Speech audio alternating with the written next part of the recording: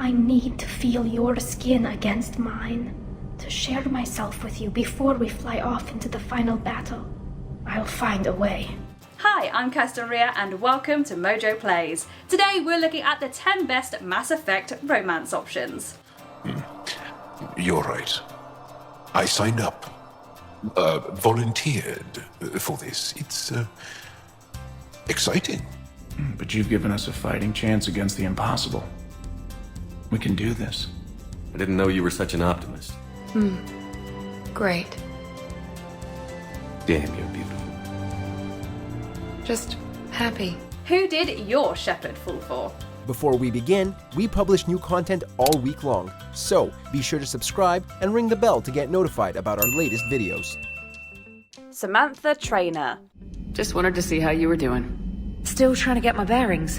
When I was working on the Normandy's upgrades, I left at the end of the day. I didn't even have a toothbrush or a change of clothing until I made some emergency purchases on the Citadel. She was only in one game, but she makes our list for being the first lesbian in the Mass Effect series. After BioWare received criticism for their player sexual romance options in Dragon Age 2, where companions were romanceable regardless of gender, the studio finally added characters with actual sexualities. But aside from being a major step in the right direction for representation in games, she's an endearing character in her own right. If you start, I'll burst into tears in the middle of the CIC and that would be mortifying. Thanks for everything. Even if we don't end up with the house with the white picket fence and the 2 kids. Some of her biggest passions include dental hygiene, of all things, and chess. You can even play chess with her whether you're pursuing the romance or not, and support her during a space chess tournament. Oh, damn it. Ah! Jal Amar Darav. You're right. I signed up. Volunteered for this. It's exciting. Though Mass Effect Andromeda was poorly received by critics and fans, it definitely has redeeming qualities. And one of those qualities was certainly the Angarans. It would have been nice to have more than one brand new friendly alien race, not to mention the conspicuous lack of many of the Milky Way's major species, but Jarl was a great addition to Ryder's crew. Hey. Thanks. What a nice gift. And just a few months after the game came out, BioWare made a welcome change to Jarl by opening up his romance to Scott Ryder as well as Sarah. He's a passionate freedom fighter who loves his species and never backs down from a fight, making him a great partner for any Pathfinder. I'm gonna do this. Yes, you are. Steve Cortez. I've never felt as alone as I do right now. You're not alone, Steve. I'm here, anytime you need me. Just like Mass Effect 3 saw the first lesbian in the series, it also saw the first gay man join the lineup, in the form of Steve Cortez. Romancing Cortez isn't for the faint of heart, since it requires you to grapple with grief and loss. Cortez is still struggling after his husband was killed by the Collectors. The refugees here put up a memorial wall. They leave mementos of lost loved ones. I was thinking maybe... What's stopping you? Nothing. I mean... Let me think about it. Shepard supports Cortez through his grief and gets him ready for the all-out war with the Reapers that lies ahead, accompanying him to war memorials and offering plenty of kind words. Because of that, romancing Cortez, though he's only in one game, feels a lot more important than many of the other single-game options. But you've given us a fighting chance against the impossible. We can do this. I didn't know you were such an optimist. Miranda Lawson.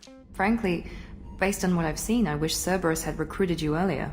With your intelligence, you could have landed any job you wanted. Why choose this? She was genetically engineered to be perfect in every way, something she doesn't let Shepard forget for long. But ultimately, it's Miranda's flaws, like the fact that she's wholly uncomfortable with how she was designed in a lab by her father, that endear her to the player. You and I know more about the Collectors than anyone. We know how unlikely it is that we're coming back alive.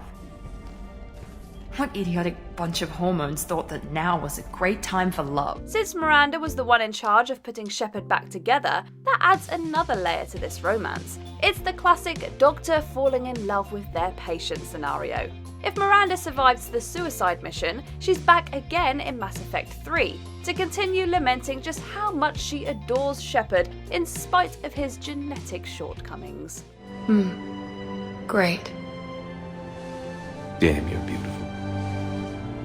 Just happy. Kaidan Alenko. And here I was concerned you were damaged goods. I've got a few scratches and dents. Hope they just give me character. Initially slighted by the fanbase for being too boring, Kaidan never had a chance against Liara for anybody playing as a female Shepard.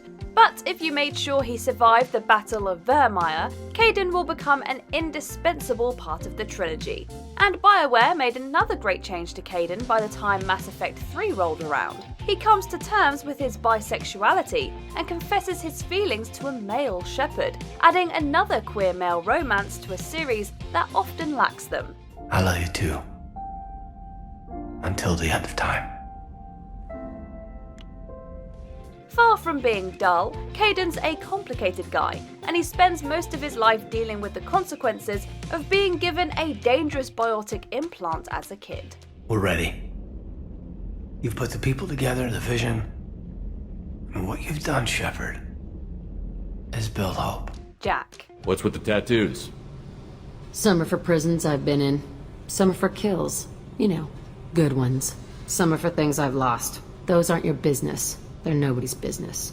This heavily tattooed, rage-filled biotic first encounters Shepard when they bust her out of jail in Mass Effect 2. If you're playing as a male Shepard, you'll eventually be able to take things further once you start to truly understand and appreciate Jack. She's powerful, but she hates getting close to other people, with an incredibly dark past as a Cerberus test subject. It's all right. No more questions.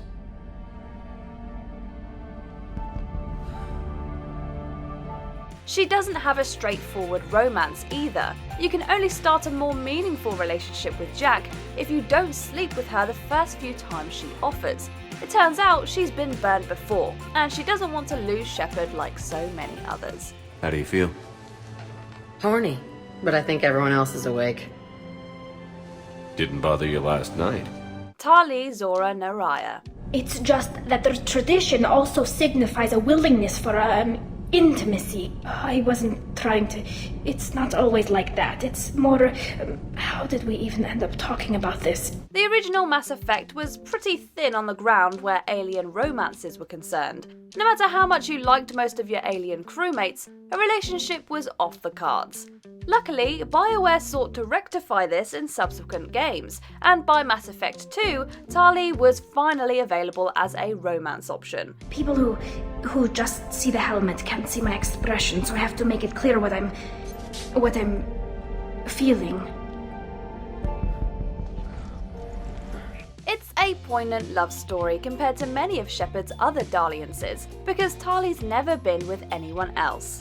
That's all thanks to the compromised immune systems of the Quarians, which stops them from ever taking off their suits. Though I know that dawn will set us on course for separate ways. Ashley Williams. I am glad you're here. I know I'm not the easiest person in the world to get to know, so I'll do you a favor. Just this once. Of the few characters you can romance through the entire Mass Effect trilogy, Ashley definitely has the most growing to do.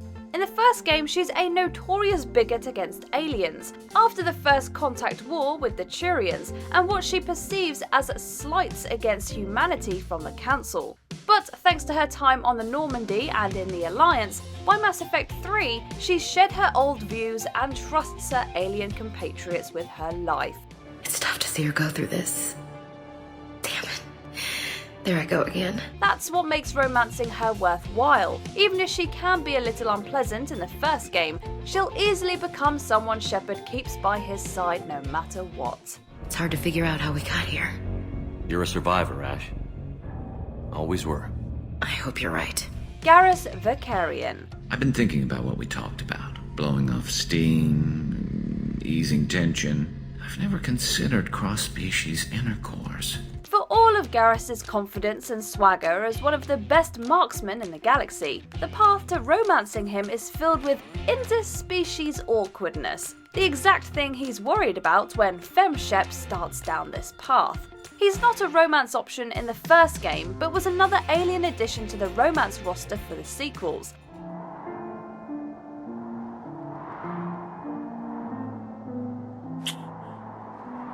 Unlike other video game romances, Garrus and Shepard is a slow burn, with plenty of room to breathe, and it also boasts one of the most difficult moral decisions in the entire franchise. Do you destroy Garrus in the bottle shooting competition, or do the kind thing and let him win?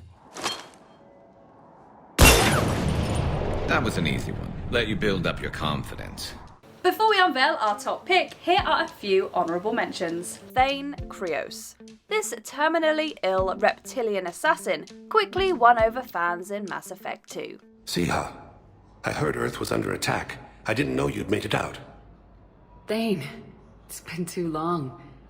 I was beginning to think I'd never see you again. Jarvik.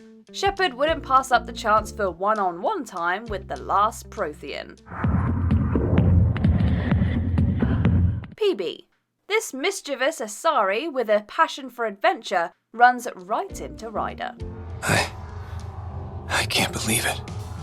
It's so quiet. We are one. This is all ours now. Liara T'Soni. I never meant to offend you, Shepard. I only meant that you would be an interesting specimen for an in-depth study.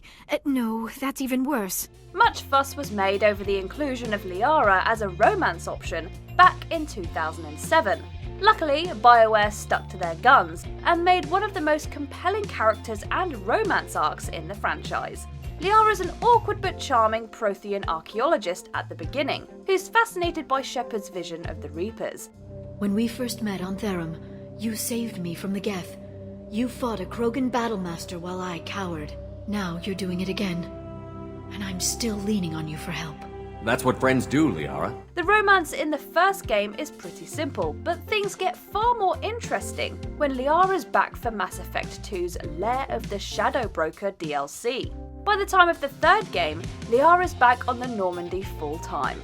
She's one of the very few options Shepard can romance consistently in all 3 games, and certainly one of the best written encounters.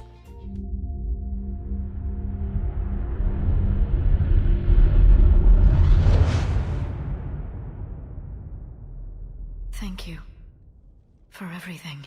So, who do you ship for your Shepard? Let us know in the comments. Thanks for watching. If you enjoyed the video, there's more where that came from.